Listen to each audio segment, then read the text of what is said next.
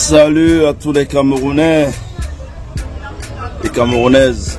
Je fais cette vidéo dans mon village Andom. J'ai appris qu'on a boycotté mes spectacles partout là-bas en Europe.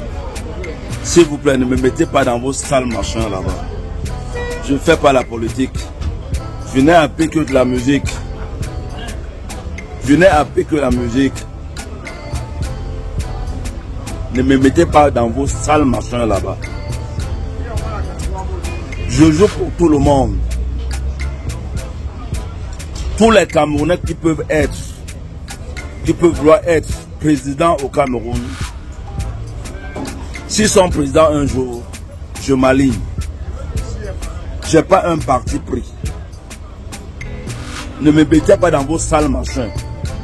Si vous avez eu des problèmes là-bas en Europe, vous ne pouvez pas arriver au Cameroun. Ne me mettez pas dans vos machins là, s'il vous plaît.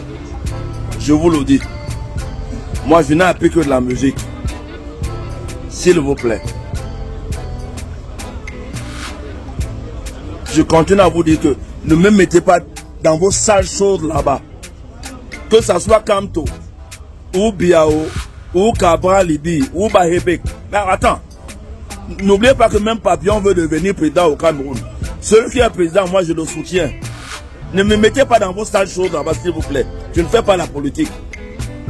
Je n'ai appris que de la musique, s'il vous plaît. Donc arrêtez, s'il vous plaît. Si vous n'avez pas de moyens d'arriver au Cameroun parce que vous avez fait des mauvaises choses au Cameroun, ne me mettez pas dans vos choses là-bas, s'il vous plaît. Merci.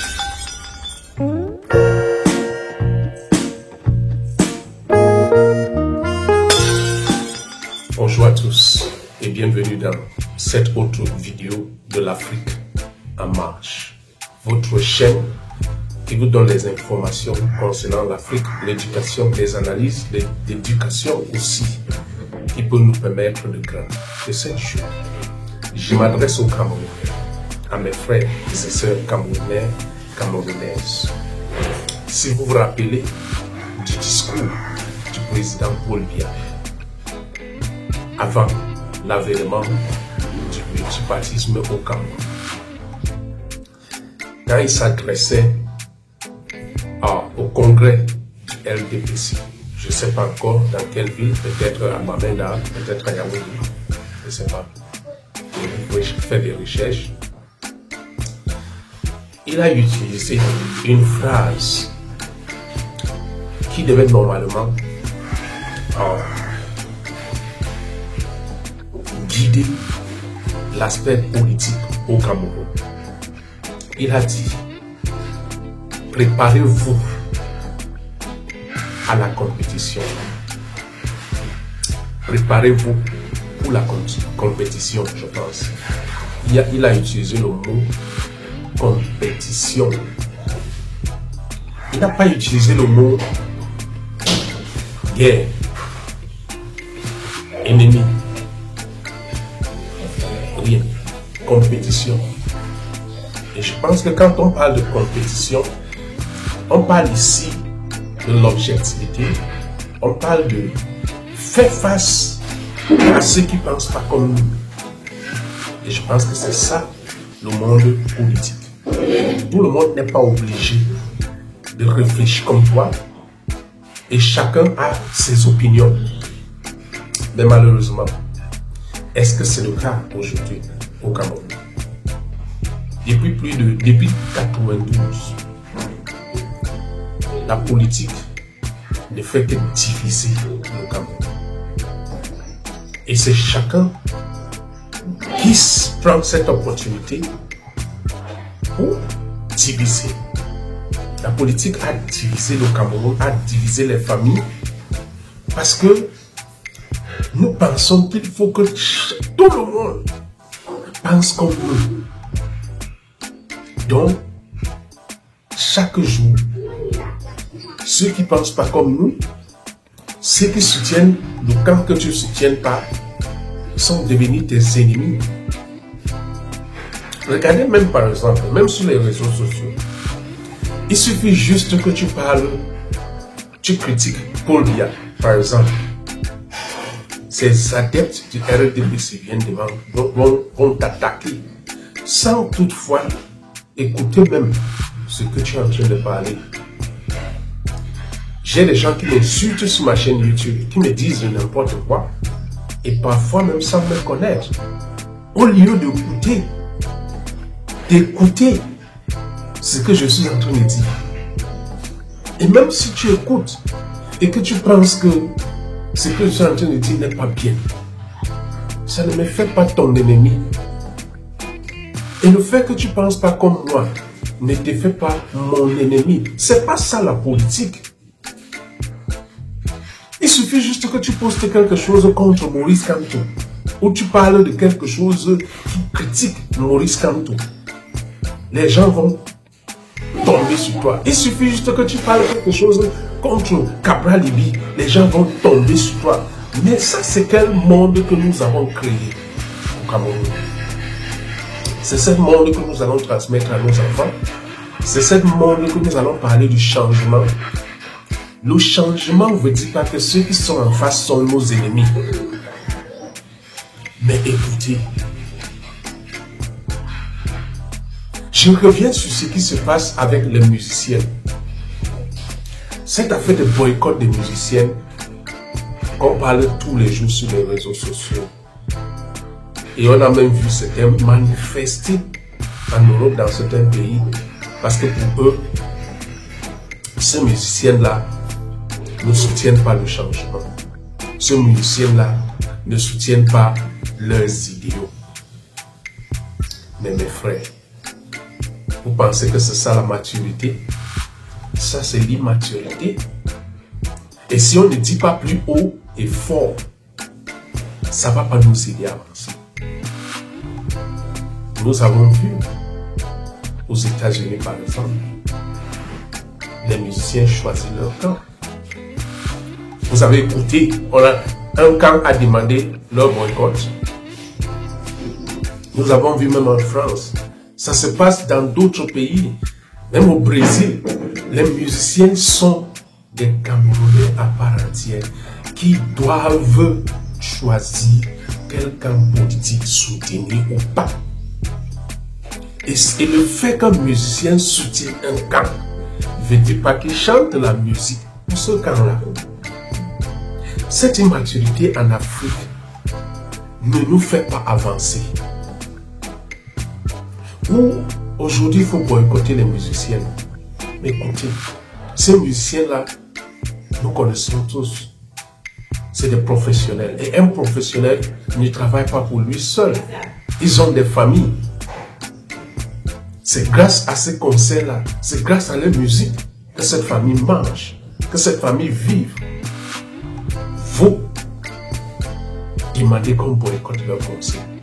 Si tu penses que tu n'aimes pas ces musiciens et qu'il a un concert, la maturité est simple. Tu ne pars pas. Tu restes toi à la maison, tu n'achètes pas le billet. Mais penser que tu peux empêcher d'autres personnes d'aller à ces concerts, à créer des campagnes, alors qu'on a des choses importantes à faire. Vous pensez que la vie, c'est la politique? Regardez par exemple ce qui se passe au Cameroun aujourd'hui. C'est ça qu'on va léguer à nos enfants. C'est ce Cameroun que nous sommes en train de militer. C'est pour ce changement. Un changement où les gens n'auront même pas la voix. C'est ce changement que nous voulons. Mais plus pire même que ce que Paul Biya fait. Parce qu'au moins avec Paul Biya aujourd'hui, qu'on veut ou qu'on ne veut pas, nous sommes tous tolérés. Les gens peuvent parler. Vous pouvez aller à la télé pour dire ce qu'ils ne pensent pas. Imaginez si Paul Biya faisait le même avec nous. Est-ce qu'on pourrait avoir les mêmes pour Jasmine? Donc mes chers frères, au lieu de créer des synergies juste pour combattre les artistes, pourquoi on ne peut pas créer des synergies pour créer des entreprises? Pourquoi on ne peut pas créer des synergies pour encourager l'entrepreneuriat, pour bâtir des choses vraies qui peuvent nous aider à avancer en tant que Camerounais? Une opposition divisée est une opposition qui ne veut pas de changement. Et je dis ça très haut et très fort. À qui veut entendre? Si vous voulez, venez me soutenir dans mes commentaires, mais je m'en fous. Une opposition divisée ne veut pas de changement au Cameroun. C'est pour ça qu'à un certain temps, je suis poussé à penser qu'il faut un candidat indépendant neutre. Parce que c'est cette division dans l'opposition qui amène tout ce que nous suivons au Cameroun. Aujourd'hui, il faut boycotter les musiciens. Demain, ça sera pour boycotter les techniciens. Donc vous voulez désormais que quand tu arrives à l'hôpital, que le docteur te demande tu es de quel parti politique avant de te soigner. Vous voulez donc que désormais au Cameroun, si tu arrives dans une boutique pour acheter quelque chose, on doit d'abord te demander tu es de quel parti politique. Si tu n'es pas de son parti politique, on ne te vend pas ce que tu es venu acheter. Vous voulez désormais que quand tu veux prendre le taxi, le taximan doit d'abord te demander tu es de quel parti. Et si tu n'es pas de son parti, il ne te laisse pas entrer. Tu veux prendre le Bensikin, la même chose. Tu entres au restaurant, la même chose. On va commencer désormais à marquer les lieux publics. Ici RDPC, ici MSC, ici Cabral Libi, ici Maurice Kamto. C'est tout ce que vous voulez pour un Cameroun. C'est tout. C'est pas ça, faire la politique. Faire la politique, c'est de combattre le mal, pas combattre les gens. Et je vous dis une vérité, même dans RDPC, il y a de bonnes personnes. Et de très bonnes personnes même. Très bonnes personnes. Vous pensez que c'est comme ça qu'on bâtit un pays? On bâtit un pays avec tout le monde. Et c'est comme ça que Dieu a créé le Cameroun. Dieu a créé le Cameroun avec des gens qu'on n'aime pas et avec les gens qu'on aime. Mais on fait avec tout le monde. On n'est pas obligé d'être tous du même parti pour vivre au Cameroun. Mais on doit se respecter. C'est comme le football.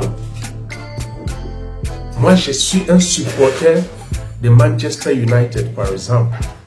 Mais j'ai des amis qui sont d'Arsenal, de Chelsea. Et parfois, quand on regarde le match, on regarde le match ensemble. Je me rappelle, moi, un supporter, quand j'étais encore à Douala, un supporter de l'Union Douala. J'avais des amis qui étaient de fervents supporters de Mbetous, Bamboutous. Et imaginez, le jour où l'Union Douala jouait contre Bamboutous, on s'asseyait ensemble. Quand l'Union Douala marque, on est content. Moi, je suis content. Mais je sais que mes gars ne sont pas contents. Mais ça ne les fait pas mes ennemis. Ça ne me fait pas leurs ennemis. C'est ça, la vie. C'est comme ça que Dieu a créé. Donc, on doit pratiquer la même chose dans la politique. Arrêtez de créer des choses qui ne nous aident pas. Ça ne nous aide pas à avancer.